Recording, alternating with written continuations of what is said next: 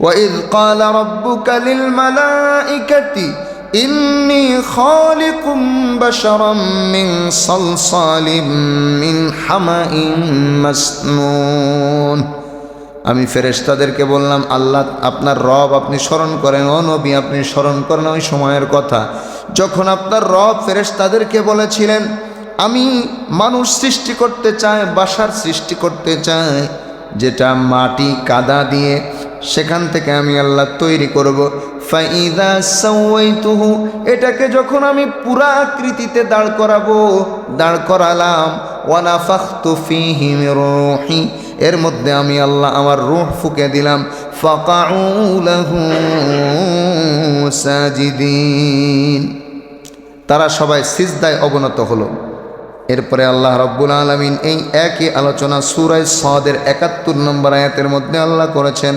আল্লাহ বলেন, ওয়া ইয ক্বালা রাব্বুকা লিল মালাইকাতি ইন্নী খালিকুম বাশারাম মিন তিন। ও নবী আপনি স্মরণ করুন ওই সময়ের কথা যখন আপনার রব ফেরেশতাদেরকে বলেছিলেন আমি সৃষ্টি করতে চাই বাশারান মানুষ, মিন তিন কাদামাটি থেকে। সুবহানাল্লাহ। ফাইদা সাওয়াইতুহু, যখন আমি সেটাকে তৈরি করলাম, স্ট্রাকচার দাঁড় করালাম, বডি তৈরি করলাম, ওয়া নাফাখতু ফীহি মির রূহি, আমি আল্লাহ আমার রূহকে তার মধ্যে ফুঁকে দিলাম। ফাকাউ লাহু সাজিদিন। জিবরিল আলাইহিস সালামকে বললেন মাটি নিয়ে আসো, বিভিন্ন জায়গা থেকে মাটি নিয়ে আসো। পুরা পৃথিবীর বিভিন্ন জায়গা থেকে মাটি আনা হলো। তিরমিজি এবং আবু দাউদ শরীফের একটা হাদিস, রাসূল করিম সাল্লাল্লাহু আলাইহি ওয়াসাল্লাম বলেন, ইন্নাল্লাহা খালাকা আদামা মিন কবযাতিন কবযাহা মিন জামিইল আরদ। আল্লাহ পাক আদম আলাইহিস সালামকে সৃষ্টি করেছেন এক মুষ্টি মাটি দিয়ে। এটা পৃথিবীর সব জায়গা থেকে নিয়ে আসা হয়েছে, সেই মিক্সচার মাটি থেকে তৈরি করেছেন। সুবহানাল্লাহ। আল্লাহ পাক কিভাবে সৃষ্টি করেছেন এই বিষয়ে বিস্তারিত সামনে আলোচনা আসছে। আল্লাহ তাআলা ৩-৫ ধরনের আলোচনা কোরআন শরীফের মধ্যে করেছেন কি দিয়ে সৃষ্টি করা হয়েছে। কোথাও বলেছেন সরাসরি মিন তুরাব, খালাকাহু মিন তুরাব, তুরাব মানে শুকনা মাটি, ওয়া খালাকাহু মিন তিন, তিন মানে কাদা মাটি, তিন মানে কাদামাটি। কোথাও আল্লাহ বলেছেন মিন সলসালিন কাল ফাখার, পোড়া মাটি যেটা খসখস আওয়াজ হয়, পোড়া মাটি দিয়ে আল্লাহ কি করেছেন সৃষ্টি করেছেন। আসলে মূল বিষয় হলো সব ধরনের মাটির সংমিশ্রণ আল্লাহ ব্যবহার করেছেন। এই কারণে মুফাসসিরিনে কেরাম লিখেছেন এক আদম সন্তানদের মধ্যে বিভিন্ন রং, বিভিন্ন আকৃতি সব আদম আলাইহিস সালামের মধ্যে মাটির মধ্যে ছিল বলেই আদম সন্তানদের মধ্যেও বিভিন্ন আকৃতি আর বিভিন্ন রং পাওয়া যায়।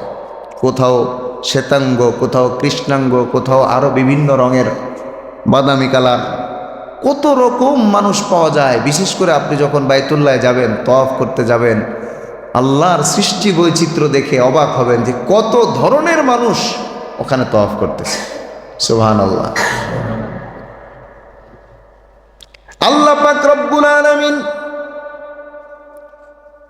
আদম আলাইহিস সালামের একটা স্ট্রাকচার তৈরি করলেন, বডি তৈরি করলেন। বডি তৈরি করার পরে আল্লাহ সেই বডির মধ্যে রূহ ফুঁকে দিলেন। আল্লাহ নিজে বলেছেন ফাইযা সাওয়াইতুহু ওয়া নাফাখতু ফীহি মির রূহি ফাকাউ লাহু সাজিদিন। আল্লাহ বলছেন আমি আল্লাহ এই বডিটাকে সুন্দরভাবে আকৃতি দান করলাম। ওয়া নাফাখতু ফীহি মির রূহি, এরপরে আমি আল্লাহ তার মধ্যে রূহ ফুঁকে দিলাম। ফাকাউ লাহু সাজিদিন, ফেরেশতারা তার সামনে ঝুঁকে পড়ল, সিজদায় অবনত হলো। সুবহানাল্লাহ। আল্লাহ পাক কোরআন শরীফে একাধিক জায়গায় আলোচনা করেছেন, বিশেষভাবে সূরাতুল হিজর আয়াত নাম্বার 28, 29 এবং ৩১ সহ আরও বেশ কয়েকটি জায়গায় আল্লাহ পাক আলোচনা করেছেন। আল্লাহ এখানে বলেন, ওয়ালাকাদ খালাকনাল ইনসানা মিন সালসালিম মিন হামাইম মাসনুন। আমি আল্লাহ মানুষকে সৃষ্টি করেছি একেবারে কাদা মাটি, কালো কাদা, যেটা এখান থেকে সৃষ্টি করেছি। মাটি তৈরি করেছি, একটা খামিরা তৈরি করেছি বিভিন্ন ধরনের মাটির। এই খামিরা থেকে আমি আল্লাহ আদমকে অর্থাৎ মানুষকে সৃষ্টি করেছি। ওয়াল জান্না খালাকনাহু মিন ক্বাবলু মিন নারিস সামুম। আর আমি আল্লাহ এর পূর্বে জিনদেরকে সৃষ্টি করেছি অগ্নিশিখা থেকে। সুবহানাল্লাহ। এরপরে আল্লাহ বলছেন 28 নম্বর আয়াত সূরাতুল হিজর, ওয়াইদ ক্বালা রাব্বুকা লিল মালাইকাতি ইন্নী খালিকুম বাশারাম মিন সালসালিম মিন হামাইম মাসনুন। আমি ফেরেশতাদেরকে বললাম, আল্লাহ আপনার রব আপনি স্মরণ করেন, ও নবী আপনি স্মরণ করেন ওই সময়ের কথা যখন আপনার রব ফেরেশতাদেরকে বলেছিলেন আমি মানুষ সৃষ্টি করতে চাই, বাশার সৃষ্টি করতে চাই, যেটা মাটি কাদা দিয়ে সেখান থেকে আমি আল্লাহ তৈরি করব। ফাইদা সাওয়াইতুহু, এটাকে যখন আমি পুরা আকৃতিতে দাঁড় করালাম, ওয়া নাফাখতু ফীহি মির রূহি, এর মধ্যে আমি আল্লাহ আমার রূহ ফুঁকে দিলাম। ফাকাউ লাহু সাজিদিন, তারা সবাই সিজদায় অবনত হলো। এরপরে আল্লাহ রাব্বুল আলামিন এই একই আলোচনা সূরা সাদের ৭১ নম্বর আয়াতের মধ্যে আল্লাহ করেছেন। আল্লাহ বলেন, ওয়াইদ ক্বালা রাব্বুকা লিল মালাইকাতি ইন্নী খালিকুম বাশারাম মিন তিন। ও নবী আপনি স্মরণ করুন ওই সময়ের কথা যখন আপনার রব ফেরেশতাদেরকে বলেছিলেন আমি সৃষ্টি করতে চাই বাশারান মানুষ, মিন তিন কাদামাটি থেকে। সুবহানাল্লাহ। ফাইদা সাওয়াইতুহু, যখন আমি সেটাকে তৈরি করলাম, স্ট্রাকচার দাঁড় করালাম, বডি তৈরি করলাম। ওয়া নাফাখতু ফীহি মির রূহি, আমি আল্লাহ আমার রূহকে তার মধ্যে ফুঁকে দিলাম। ফাকাউ লাহু সাজিদিন, ফেরেশতারা তার সম্মানে নুয়ে পড়ল। আল্লাহ পাক রব্বুল আলামিন আদম আলাইহিস সালামকে তৈরি করার পরে ফেরেশতাদের সামনে এটাকে পেশ করেছেন, যেটা সূরাতুল বাকারার 30 নম্বর আয়াতে আল্লাহ আলোচনা করছেন, ওয়াইদ ক্বালা রাব্বুকা লিল মালাইকাতি ইন্নী জাইলুন ফিল আরদি খলিফা। ওই সময়ের কথা স্মরণ করুন যখন আপনার রব ফেরেশতাদেরকে বলেছিলেন ইন্নী জাইলুন ফিল আরদি খলিফা, আমি আল্লাহ জমিনের মধ্যে খলিফা তৈরি করতে চাই, সৃষ্টি করতে চাই। ফেরেশতারা সাথে সাথে বললেন আল্লাহ আপনি তো খলিফা বানাবেন, ভালো কথা। ক্বালু আতাজআলু ফীহা, আপনি কি এমন খলিফা বানাতে চান, এমন সৃষ্টি করতে চান, মান ইউফসিদু ফীহা, যারা জমিনের মধ্যে ফাসাদ সৃষ্টি করবে, ওয়া ইয়াসফিকুদ দিমা, আর তারা রক্তপাত ঘটাবে, ওয়া নাহনু নুসাব্বিহু বিহামদিকা, এটার তো কোনো প্রয়োজন নেই, কারণ আপনার প্রশংসার জন্য আমরা আছি, আমরা আপনার প্রশংসা করি। ওয়া নুকদ্দিসু লাকা, আমরা আপনার পবিত্রতা বর্ণনা করি। সুবহানাল্লাহ। গত সপ্তাহে আলোচনা বলেছিলাম সমস্ত সৃষ্টি, সমস্ত মাখলুক, জড় পদার্থ, জীব, যাদের প্রাণ আছে যাদের প্রাণ নেই আমাদের দৃষ্টিতে, সব কিছু আল্লাহ রাব্বুল আলামিনের তাসবিহ আদায় করে। এমনকি আল্লাহ রাব্বুল আলামিনের কাছে তারা সিজদায় অবনত হয়। সুবহানাল্লাহ। তারপরেও মানুষ সৃষ্টির কি প্রয়োজন আছে? ফেরেশতারা সবাই আল্লাহ পাকের ইবাদত করে, কোনো ফেরেশতা আল্লাহর নাফরমানি করে না। আল্লাহ সূরাতুত তাহরিমের মধ্যে পরিষ্কার বলেছেন, লা ইয়াসুনাল্লাহা মা আমারাহুম ওয়া ইয়াফআলুনা মা ইউমারুন। কোন ফেরেশতা আল্লাহর নাফরমানি করেন না। লা ইয়াসুনাল্লাহ, আল্লাহর নাফরমানি করে না মা আমারহুম, যা তাদেরকে আদেশ করা হয়। ওয়া ইয়াফআলুনা মা ইউমারুন, আল্লাহ যা আদেশ করেন সেটা তারা নাফরমানি করে না, আর যা কিছু আদেশ করা হয় সব কিছু তারা পালন করে। কি দরকার? এমন সৃষ্টি কেন দরকার যারা ফাসাদ সৃষ্টি করবে এবং রক্তপাত ঘটাবে? ফেরেশতারা জানে যে সারা পৃথিবীর সব কিছু আল্লাহ রাব্বুল আলামিনের তাসবিহ আদায় করে। তাহলে আমরাও তাসবিহ আদায় করি। সমস্ত সৃষ্টি মাখলুক যারা আছে সবাই তাসবিহ আদায় করে। ইতিপূর্বে জিন জাতিরা আল্লাহর বড় নাফরমান ছিল, তারা বিভিন্ন রকম ফাসাদ, দাঙ্গা হাঙ্গামা, মারামারি, সন্ত্রাসী বিভিন্ন রকম অপকর্ম করত। সেই অভিজ্ঞতার কারণে ফেরেশতারা বলে দিলেন, আল্লাহ আপনি সৃষ্টি করতে চান, আপনি যদি সৃষ্টি করেন তাহলে আপনার সৃষ্টির মধ্যে এমন সৃষ্টি আসবে যারা দুনিয়াতে দাঙ্গা হাঙ্গামা করবে, যারা দুনিয়াতে ফাসাদ সৃষ্টি করবে এবং তারা রক্তপাত ঘটাবে। অথচ আপনি যদি ইবাদতের জন্য তাদেরকে সৃষ্টি করতে চান তাহলে আপনার ইবাদতের জন্য তো আমরা সদা প্রস্তুত আছি। ওয়া নাহনু নুসাব্বিহু বিহামদিকা ওয়া নুকদ্দিসু লাক, আমরা তো আপনার তাসবিহ আদায় করি, আপনার প্রশংসার সাথে আপনার তাহমিদ আদায় করি। তাহমিদ মানে প্রশংসা করা। ওয়া নুকদ্দিসু লাকা, এবং আমরা আপনার বড়ত্ব প্রকাশ করি, আপনার পবিত্রতা বর্ণনা করি। সুবহানাল্লাহ। পূর্বের অভিজ্ঞতায় ফেরেশতারা এই প্রশ্ন করেন। এবার আল্লাহ পাক জবাব দিলেন, ক্বালা ইন্নী আ'লামু মা লা তা'লামুন। আল্লাহ বললেন, আমি যা জানি, আমি সর্বাধিক জানি, আমি বেশি জানি, মা লা তা'লামুন, যেটা তোমরা জানো না। ফেরেশতারা কি সব কিছু জানেন? আল্লাহ যা জানান সেটাই তারা কি? আল্লাহ পাক রব্বুল আলামিন চ্যালেঞ্জ করলেন, আমি যা জানি তোমরা জানো না। মানে কি? এটা একটা চ্যালেঞ্জ। আমি যে সৃষ্টি করেছি, আমার সৃষ্টি তোমাদের ধারণা অনুযায়ী শুধুমাত্র দাঙ্গা হাঙ্গামা করবে, বিষয়টি এমন নয়। আল্লাহ পাক রব্বুল আলামিন শুধু আদমকে সৃষ্টি করেননি, পুরা মানব জাতিকে আল্লাহ সৃষ্টি করার পাশাপাশি ঘোষণাও দিয়েছেন। দুইটা ঘোষণা আল্লাহ দিয়েছেন। কয়টা?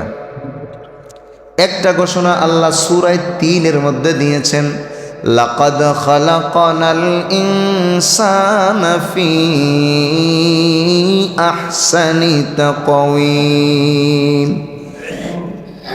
নিঃসন্দেহে আমি আল্লাহ এই মানুষদেরকে সর্বশ্রেষ্ঠ সৌন্দর্য দিয়ে, আকৃতি দিয়ে আমি আল্লাহ সৃষ্টি করেছি। সুবহানাল্লাহ। এক নম্বর, আকৃতির দিক থেকে মানুষ শ্রেষ্ঠ, আকৃতির দিক থেকে। দুই নম্বরে আল্লাহ পাক যেটা উদ্দেশ্য নিয়েছেন, আল্লাহ পাক রব্বুল আলামিন চ্যালেঞ্জ করে মানব জাতিকে সৃষ্টি করেছেন। এবং সূরা বনী ইসরাঈলের ৭০ নম্বর আয়াতে আল্লাহ বলেন, ওয়ালাকাদ কাররামনা বনী আদম, আমি আল্লাহ শুধুমাত্র তাদের আকৃতি সুন্দর করিনি, বরং আমি আল্লাহ তাদের সম্মান এবং মর্যাদাও সবার চেয়ে বেশি দিয়েছি। আল্লাহ পাক তার চ্যালেঞ্জ ফেরেশতাদের সামনে প্রমাণ করার জন্য, প্রমাণ করার তো কিছুই নেই, তারপরেও বাহ্যিক একটা অবস্থা আছে, সেই অবস্থাটা ঠিক রাখার জন্য আল্লাহ আদম আলাইহিস সালামকে সমস্ত কিছু সৃষ্টির যা কিছু আছে সব কিছুর নাম আল্লাহ আদম আলাইহিস সালামকে শিক্ষা দিলেন। সুবহানাল্লাহ বলেন। এখন আপনারা বিজ্ঞান দেখতেছেন, অমুক তমুক কত রকম নাম, পৃথিবীর শুরু থেকে নিয়ে শেষ পর্যন্ত সব কিছুর নাম আল্লাহ আদম আলাইহিস সালামকে শিখিয়েছেন। আদম আলাইহিস সালামকে আল্লাহ শিক্ষা দিয়েছেন বলেই আদম সন্তানের মাথায় নতুন নতুন জিনিস আসতেছে। কাফেররাও আদম সন্তান না? অল্প কয়জন আছে বান্দরের বাচ্চা, আর বাকিরা তো সবাই আদম সন্তান। যারা দাবি করে যে মানুষের পূর্বপুরুষ বাদর ছিল, শুধু ওই কয়জনই বাদরের বাচ্চা, আর বাকি সবাই কি আদম সন্তান, বাকি সবাই। আসমান জমিনের মধ্যে সৃষ্টির শুরু থেকে নিয়ে কিয়ামত পর্যন্ত যা কিছু হবে সব কিছুর নাম আল্লাহ আদম আলাইহিস সালামকে শিক্ষা দিলেন। আল্লাহ বলছেন সূরাতুল বাকারা আয়াত নাম্বার 31, আল্লাহ বলেন ওয়াল্লামা আদামাল আসমাআ কুল্লাহা, যত কিছুর নাম আছে সমস্ত নাম আল্লাহ নিজে আদমকে শিক্ষা দিলেন। বলেন সুবহানাল্লাহ। সুম্মা আরাদাহুম আলাল মালাইকা, এরপরে আল্লাহ পাক আদম আলাইহিস সালামকে ফেরেশতাদের সামনে পেশ করলেন। ফাকালা, আল্লাহ বললেন আম্বিউনি বিআসমাই হাউলা, এই ফেরেশতারা তোমরা এগুলোর নাম বলো, এই যা কিছু আছে এই সবগুলোর নাম তোমরা বলো। ইন কুনতুম সাদিকিন, যদি তোমরা তোমাদের দাবিতে সত্যবাদী হয়ে থাকো। আচ্ছা, দাবিটা যদি সত্য না হয় তাহলে কি তারা মিথ্যাবাদী হবে? না। এটা হলো কথা বলার সময় সৌন্দর্য, অর্থাৎ তাদেরকে চ্যালেঞ্জ করা হচ্ছে। তারা তো মিথ্যাবাদী না, ফেরেশতারা কখনো কোনো গুনাহ করে না, তারা মিথ্যা কথাও বলে না, তারাও সত্যবাদী। তবে আল্লাহ পাক আদম আলাইহিস সালামের গুরুত্ব বাড়ানোর জন্য, সম্মান এবং মর্যাদা বাড়ানোর জন্য ফেরেশতাদেরকে বলছেন এইগুলোর সবগুলোর নাম বলো। ইন কুনতুম সাদিকিন, যদি তোমরা সত্যবাদী হয়ে থাকো, মানে তোমাদের দাবি যদি ঠিক থাকে। তোমরা তো একটা দাবি করেছো, সেই দাবি যদি তোমাদের দাবির উপরে যদি তোমরা অটল থাকো তাহলে এগুলোর নাম বলো। ক্বালু, ফেরেশতাদের অভ্যাস, ফেরেশতারা তো নাফরমানি বোঝে না, তারা সাথে সাথে বলে দিলেন সুবহানাক। সুবহানাকা মানে সাব্বাহতু সুবহানাকা বা উসাব্বিহু সুবহানাকা, আমরা আপনার পবিত্রতা ঘোষণা করছি। লা ইলমা লানা, আমাদের কোনো ইলম নেই। ইল্লা মা আল্লামতানা, শুধু আপনি আমাদেরকে যেটা শিক্ষা দেন সেই ইলমই আছে। বলেন সুবহানাল্লাহ। এটা হলো ফেরেশতাদের বিনয়, আল্লাহর সামনে বিনয়। এর বিপরীতটা সামনে আসবে, এই জন্য বিনয়টা মনে রাখা দরকার। বিনয়টা মনে রাখলে সামনে বিনয়ের বিপরীত হলো অহংকার, এটা বুঝতে সুবিধা হবে। ইন্নাকা আনতাল আলিমুল হাকিম, নিঃসন্দেহে আপনি হলেন সর্বজ্ঞানী এবং সব কিছুর হিকমত আপনার কাছে আছে, সব কিছুর প্রজ্ঞা আপনার কাছে আছে, আপনি প্রজ্ঞাময়, সব কিছুর রহস্য আপনি জানেন। সব রহস্য আমরা ফেরেশতারা জানি না। এই জন্য দেখবেন বুজুর্গ উলামায়ে কেরাম যখন বয়ান শুরু করেন তখন তারা এই দোয়াটা পড়েন, সুবহানাকা লা ইলমা লানা ইল্লা মা আল্লামতানা ইন্নাকা আনতাল আলিমুল হাকিম। ও আমাদের রব, আমাদের মালিক, আমি বয়ান করতে বসেছি, কোরআন হাদিসের কথা বলবো, আমার নিজস্ব কোনো ইলম নেই, আপনি আমাকে যা দিয়েছেন সেই ইলম দিয়ে আমি কথা বলি। অর্থাৎ আল্লাহর কাছে সাহায্য চাওয়ার নিয়ত করে এই দোয়াটা পড়া হয়। বুঝতে পেরেছেন? দেখেন অনেক জায়গায় হুজুররা এটা নিয়ে আলোচনা করে না, এই আয়াত সবাই পড়ে, অনেকেই পড়ে, সবাই না, অনেকেই পড়ে। আমার মনে হয় আমি তো সবসময় পড়ি, অনেক বছর ধরে পড়ি, কিন্তু আমি আপনাদের সামনে এই আয়াত নিয়ে আলোচনা করিনি। পড়ি কেন? দোয়ার জন্য, আল্লাহর কাছে আগেই আত্মসমর্পণ করে নেওয়া। আল্লাহ, আমি যে কথাগুলো বলবো আমার কোনো পুঁজি নেই, পুঁজি যেটুকু সেটুকু আপনার দেওয়া এলেন। এই জন্য আর এই আয়াত নিয়ে আলোচনা করা হয় না, এটা বরকতের নিয়তে দোয়ার জন্য পড়া হয়। ফেরেশতারা আত্মসমর্পণ করলেন, সারেন্ডার করলেন। সুবহানাকা আপনার পবিত্রতা ঘোষণা করছি, লা ইলমা লানা, আমাদের কোনো ইলম নেই, ইল্লা মা আল্লামতানা, শুধুমাত্র আপনি যা আমাদেরকে শিক্ষা দিয়েছেন, ইলম দান করেছেন। ইন্নাকা আনতাল আলিমুল হাকিম, নিঃসন্দেহে আপনি সব কিছু জানেন এবং আপনি প্রজ্ঞাময়, সব কিছুর হিকমত, সব কিছুর রহস্য আপনার জানা আছে। সুবহানাল্লাহ। এবার আল্লাহ বললেন, আদম এদিকে আস, হয় আদম এদিকে আস। ইয়া আদম, এটা হলো সূরাতুল বাকারার 32 নম্বর আয়াত। এবার 33-এর আলোচনা। ইয়া আদম আনবিহুম বিআসমাইহিম, ও আদম এদেরকে এগুলার নাম বলে দাও। বলেন সুবহানাল্লাহ।